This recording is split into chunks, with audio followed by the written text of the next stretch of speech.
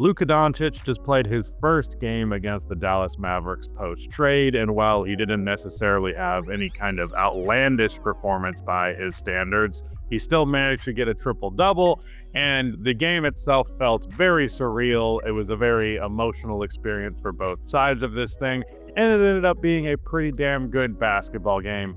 So let's talk about it. Hello everybody, welcome to Rusty Buckets. If you're over on YouTube, go ahead and subscribe to the channel and drop a like, and check us out over on Spotify and Apple Podcasts if you want to enjoy this as an audio-only experience. On top of that, there is going to be a new main channel deep dive about the Luka Doncic trade and the Los Angeles Lakers and their history of getting superstar players for seemingly nothing.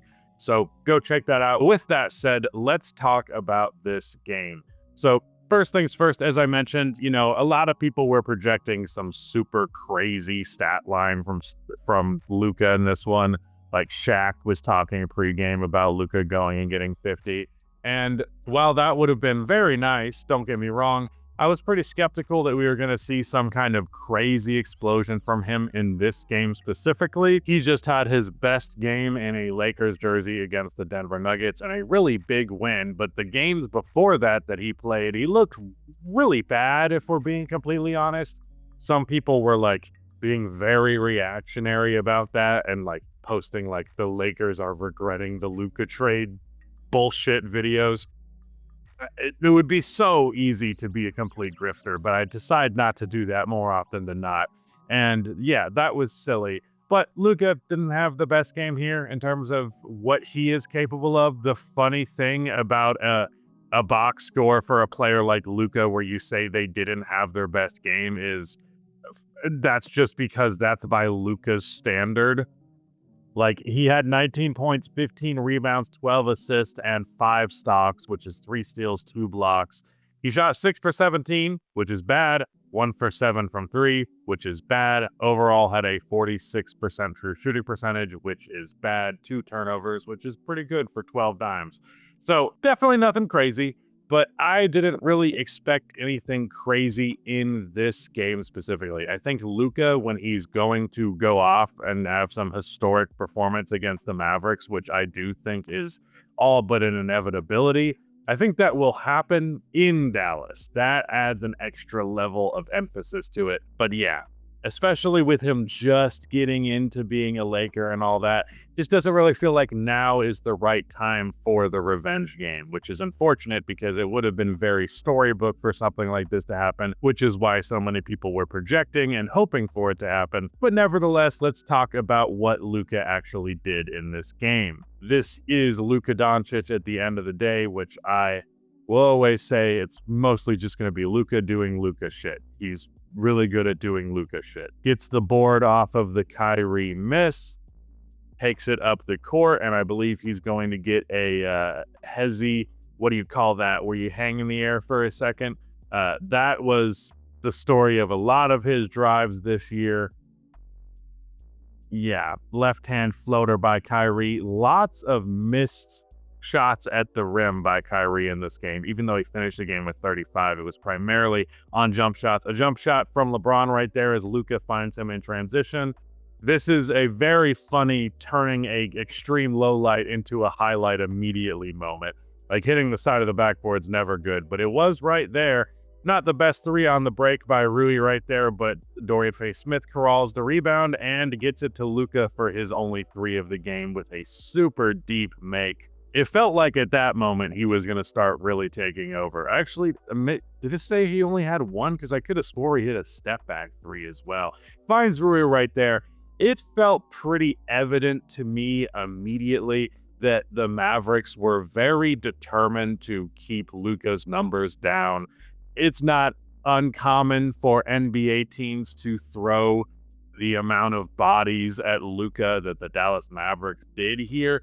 However, it was seriously suffocating defense. Like, truly deny him the ball. Because of that, the opportunities to score were not all too commonplace, and he ended up having to dominate the game more so through his playmaking, which is the give and take of a Luka Doncic. The thing that I always say about him, about Nikola Jokic, is He's so good one-on-one.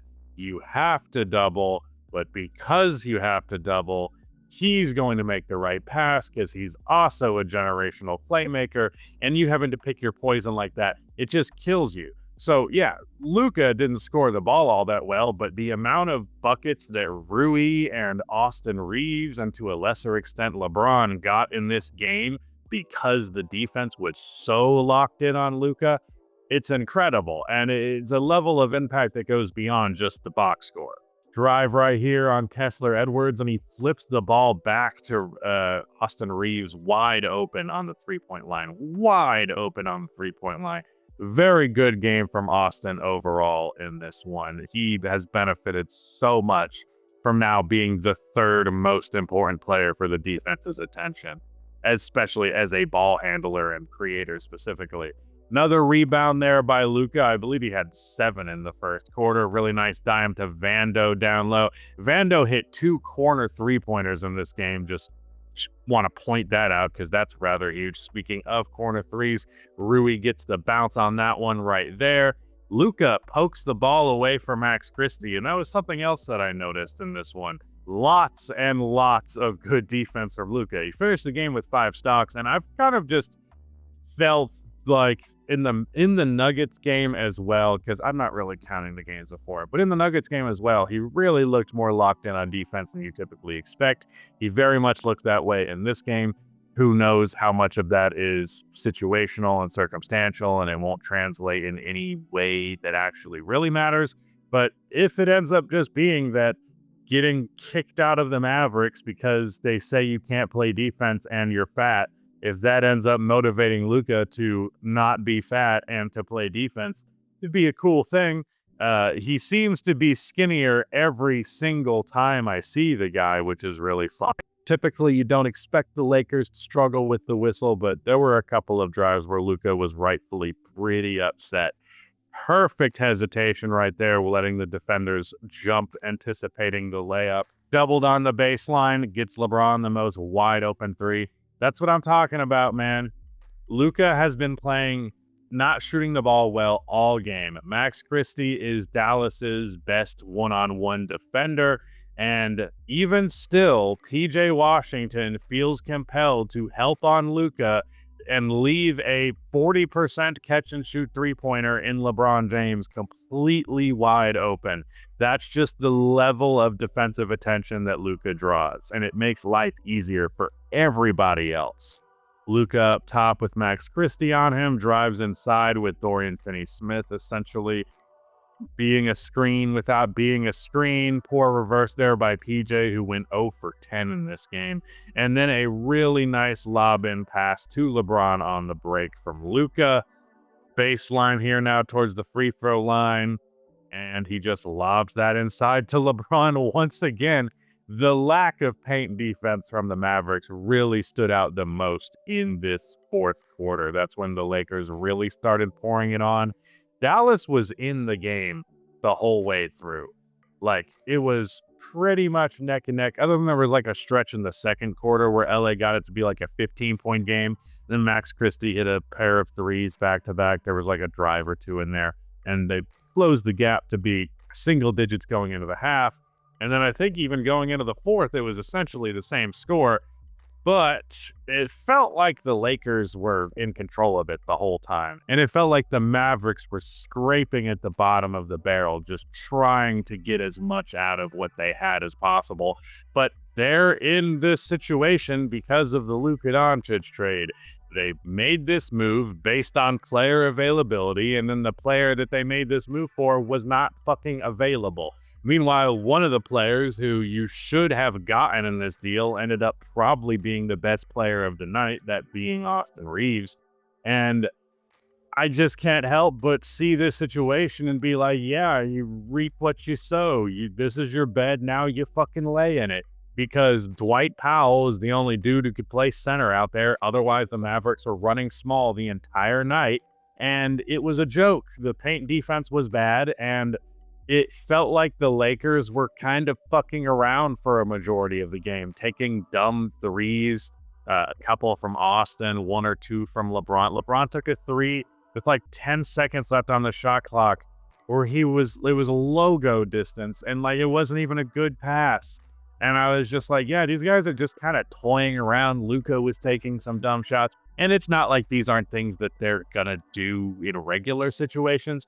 But there was just something about the way this game was going that it felt like they let Dallas hang in it. And then when it was time to put the foot on the gas, it was very obvious which one of these teams would be capable of doing that and which one would not. So not at all surprised that the Lakers prevailed in this one. On the Mavericks end of things, Kyrie Irving had kind of a weird game because as I mentioned, going over the highlights, like the amount of jump shots that he hit was crazy. A ton of difficult threes, step back over Luka, really filthy pull up over, can't remember, maybe it was Goodwin. But yeah, tons of really nice jump shots. But then I feel like he missed like 8 layups in this game.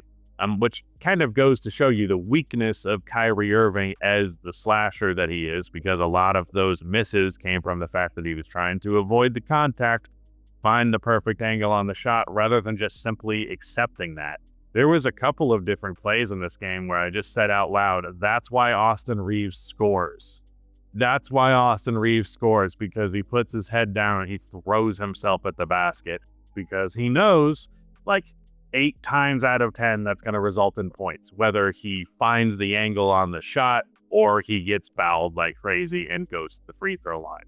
So that aspect of the creation was very evident with Kyrie. But then more evident than that is the moment Kyrie was not on the floor, oh my God, the offense was hard to watch. Spencer Dinwiddie hit a couple of shots that like made that a moment where it was okay. But for the most part, the overwhelming majority of the non-Kyrie minutes were just gross. Just horrible, ugly basketball that you would want nothing to do with. That is definitely not championship level, as is clearly the focus of Nico Harrison. So yeah, bad for the Mavericks, good for the Lakers. I don't know that that's necessarily a revolutionary take. Since I'm here, moving on beyond just this individual game, because in the grand scheme of things, this game itself does not matter too much. I want to talk about the Lakers in general because I've been meaning to do this, like, are the Lakers legit contenders video? Because recently Shannon Sharp, I couldn't remember his fucking last name for a second. Shannon Sharp said that he was like KFC, UFC, OKC, Lakers in 5. No. If the Lakers beat the Thunder in 5, I would be overwhelmingly surprised. I would reconsider everything I've ever thought or known about basketball before if that happened. With the obvious, caveat there being with, for the most part, the Thunder being healthy and all that. I think the fact that LeBron works really well as a second option next to Luka might not be the first guy I would pick to be that second option, but he's really not that far from it because his jump shot at this age is so good, because he's been more of an off-ball player than he ever has been in his career this year. But you gotta think about the rest of the roster. Austin Reeves is kind of in this very luxurious situation where he is so liberated by the lack of defensive attention and the lack of responsibility as a ball handler by contrast to what he used to. All those bits of lack of pressure just means that he can be ultra aggressive in the opportunities that he gets, and he ends up just being wildly efficient as a result of that. Very often I feel like Austin Reeves finishes the game with more points than LeBron and Luka, because LeBron and Luka end up drawing all the attention, and then Austin Reeves reaps the benefits of that. So that trio offensively, I think foundationally, I think you've got enough there for you to say that is a championship offensive trio. But then you have to worry about the other side of the floor. Now, what's interesting is the Lakers have managed to beat a pretty fucking good defense in this Luka era so far. Super small sample size and against mostly bad teams. So I'm not taking it all that seriously, but their defense looked very good against the Denver Nuggets. Their defense looked good in this one too, but also is just the Mavericks having a lack of any level of shot creation besides for Kyrie Irving. So I don't really trust that defense is that real even if if Luka just starts being a plus defender, and even hell LeBron starts being somewhat of a plus defender because he's definitely put in more effort on a few possessions lately than he has normally. If all that came to be, I still don't really think they would have enough on the margins. You have a good offensive trio, but Rui, while he's having this very good stretch recently, I have my doubts about it maintaining, and I have my doubts about it translating in a postseason setting, because Rui is a player who I have found time after time, whenever I invest a lot of stock in him, his stock immediately goes down. So as much as I have been someone who has been willing to buy his stock over the years, seeing him be as good as he has been lately has me optimistic, but I'm afraid to bank on it. And then as it relates to everybody else on the roster, Dorian Finney-Smith is a really effective role player, but the big man thing is just so bad. Jackson Hayes is he's a remnant of an old archetype of NBA player that just isn't around anymore. And that is the guy who is just athletic and 7 feet tall. And that gets you in the NBA. Because that doesn't really get you in the NBA anymore like that. But Jackson Hayes is not a particularly talented defensive player.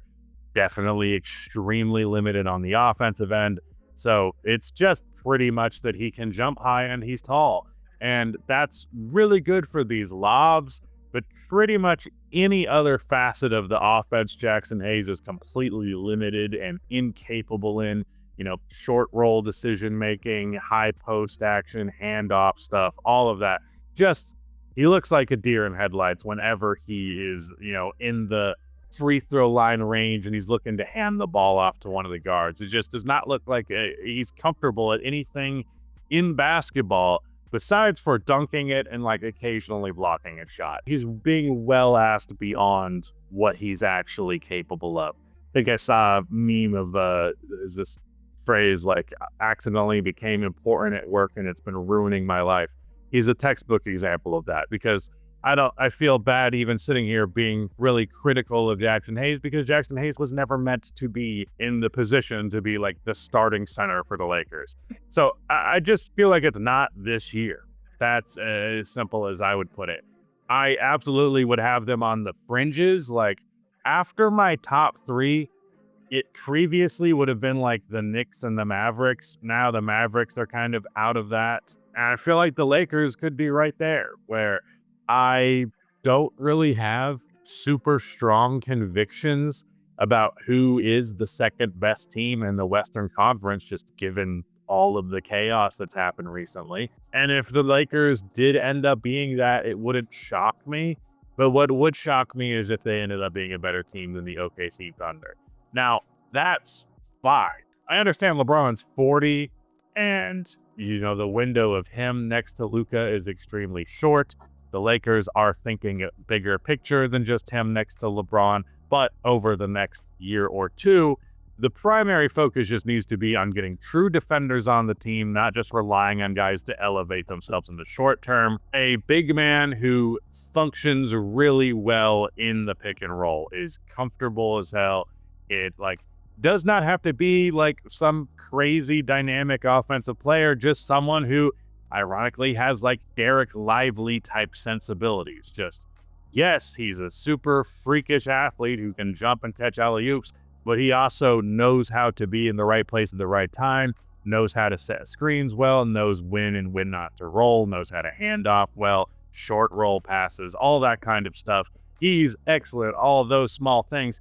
Get a big man that does those small things well, can still be a lob target, and is a super plus defender. And you just round out the bench to be a little bit better than it is, because even though Gabe Vincent has been hitting his threes lately, I don't love that he's as important to this team as he is. Or I can't remember his first name, but the Goodwin guy, cool story. I like that he's cracking this rotation. I'm glad he's getting the opportunity. And Vando has also got his positives as well. But it'd be nice if there were more just clear two-way players rather than one-way defensive players on this team, or one-way offensive players. So I think they just need the retooling before I'm oh yeah, they're definitely a contender. And I definitely would not be saying Lakers in 5 in response to a hypothetical OKC Thunder matchup. I can't tell from Shannon Sharp if that take is more ignorance about how good the Lakers are or ignorance about how good the Thunder are. I can't tell if he's underselling the Thunder or he's just way too high on the Luka LeBron train. Just given the context of this trade happening midseason, no team has ever won a championship making a trade of anything resembling this level of significance in the middle of the year. Very rarely do championship teams even trade for a star caliber player at the deadline. The last time that would have happened for a team that proceeded to win the championship would be the 2004 Pistons. Otherwise, that shit don't happen. So, given the context of all of this shit, it would be a minor miracle if the Lakers ended up making a finals appearance through all of this chaos. If they managed to pull it off, I'd be here for it because I am heavily invested in the Luka Doncic revenge arc. I so want him to make the Mavericks and Nico Harrison regret that deal for the rest of their lives. I want Nico Harrison waking up in cold sweats for the rest of his life, thinking of how he made the dumbest decision in the history of this sport. And I just don't want that take, which is, I think, should be abjectly correct. I don't want that to age poorly, so I'm very invested in the Luka revenge project. So yes, I think the Lakers are going to be championship contenders in the near future. Are they that right now? I'm a little hesitant to say yes. Also, I do want to do one last thing and give kudos to JJ Redick. JJ Redick is someone who I try not to talk about too much on this channel for fear of over-glazing, because frankly, he was my favorite media member when he was in media. I very dramatically miss him being in sports media, even if it's also been awesome watching this journey of him on the Lakers. But, you know, I didn't want to declare one way or the other how good of a head coach JJ Redick would be, because I understood both sides of it. Like, I've listened to every podcast JJ Redick has made, pretty much. So I feel like I have a very good understanding and sensibility for what JJ Redick cares about the most as a coach. And all of the things that he would say on his podcast were things that I agreed with. And I was like, yeah, I agree with your philosophy there, JJ. You're completely right.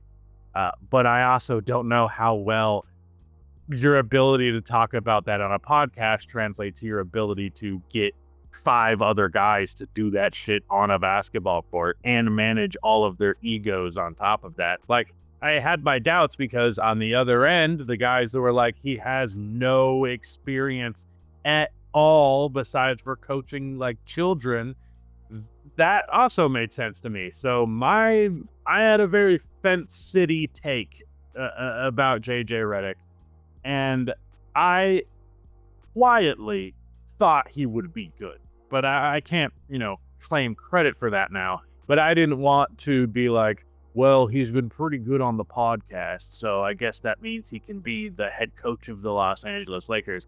I wanted to wait and see.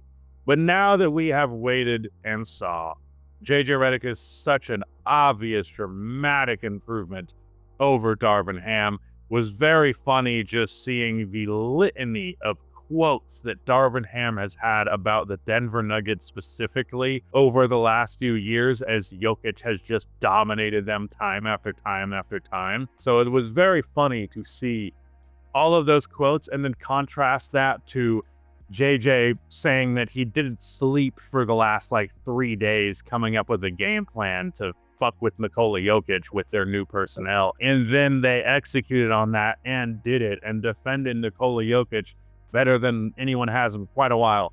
So yeah, JJ Redick's a damn good coach, and I'm very happy to see it. I also am just invested in the narrative of him just being the next Pat Riley, because Pat Riley is one of my favorite figures from NBA history, just hilariously connected and involved to so many different events in history. If it ended up being the reincarnation of Pat Riley, that goes hard as fuck. I love that. just like Pat Riley, he's also hot. So he's got that going for him. But yeah, that's my thoughts on Luka's first game and the Lakers being contenders. Hope you enjoyed the video. Be sure to check out the deep dive when that comes out, and go check me out over on Little Rusty Buckets for some smaller type videos. I'm probably going to do an actual reaction to that Shannon Sharpe take about the Lakers and the Thunder. But with that said, that is it. Goodbye.